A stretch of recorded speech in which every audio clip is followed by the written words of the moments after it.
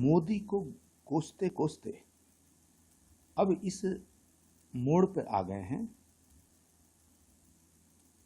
कि मोदी जी की मां को भी गाली दे रहे हैं। हे महामंद बुद्धि,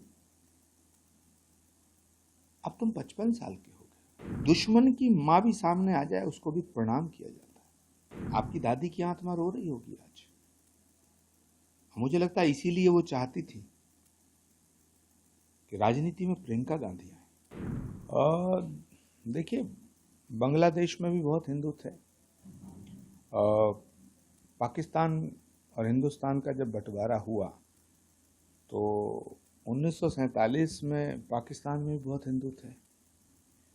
आज वहाँ हिंदुओं की स्थिति क्या है? तो जो कारण पाकिस्तान में रहे, जो कारण बांग्लादेश में रहे, वही कारण है जिनकी वजह से संभल से हिंदू भागा। और मुझे लग रहा है कि अगर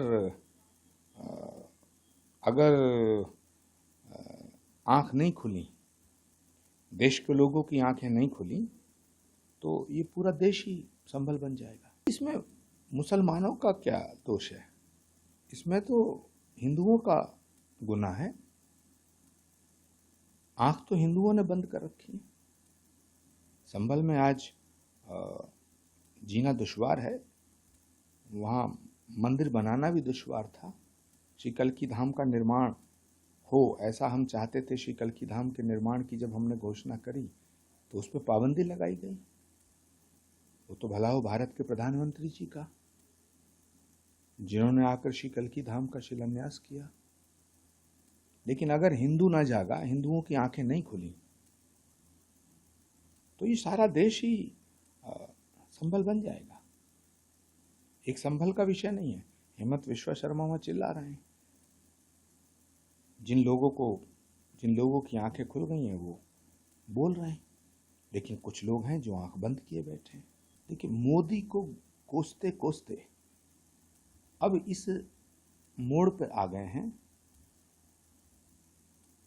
कि मोदी जी की मां को भी गाली दे रहे हैं। मैं इन महामंद बुद्धि सिंह से कहना चाहता हूं, मूर्खाधिराज, हे महामंद बुद्धि, अब तुम 55 साल के हो गए, आपको इतनी भी समझ नहीं है कि ये भारत है, यह मां की पूजा होती है। इस देश को मां कहा जाता है, भारत माता की जय बोला जाता है। दुश्मन की मां भी सामने आ जाए उसको भी प्रणाम किया जाता है। शत्रु की मां के पैर छू के उससे आशीर्वाद लिया जाता है। आपको यह समझ में नहीं आया? रोज नरेंद्र मोदी को गरियाते हो, पेट नहीं भरा अभी गाली देते देते, उनकी मां को गाली देना शुरू करा दिए हो। इंदिरा गांधी जी की आत्मा रोती होगी, आपकी दादी की आत्मा रो रही होगी आज। मुझे लगता है इसीलिए वो चाहती थी कि राजनीति में प्रियंका गांधी आए। प्रियंका गांधी राजनीति में आए, ये इंदिरा गांधी चाहती थी। शायद उन्होंने पूत के पांव पालने में देख लिए थे। देखिए, अरविंद केजरीवाल एक बहुत ही सुलझे हुए नेता हैं। अगर उन्हें ऐसा लगता है कि उनके साथ अन्याय हुआ है और नेशनल हेराल्ड में कोई व्यक्ति अभी तक जेल नहीं गया है, तो इस बात का संज्ञान लिया जाना चाहिए। राहुल गांधी लगातार बिहार में यात्रा कर रहे हैं, क्या लगता है कि मतलब कुछ इलेक्शन प्रेशर पड़ेगा इसका? देखिए, यात्रा की एक आत्मा होती है और राहुल गांधी जी की यात्रा में आत्मा नहीं है।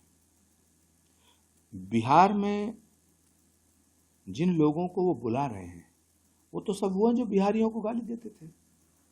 स्टालिन बिहारियों को खदेड़ने की बात करते हैं, और तेलंगाना चीफ मिनिस्टर रेवंत रेड्डी वो बिहारियों को गाली देते हैं, दोनों मंच पे थे।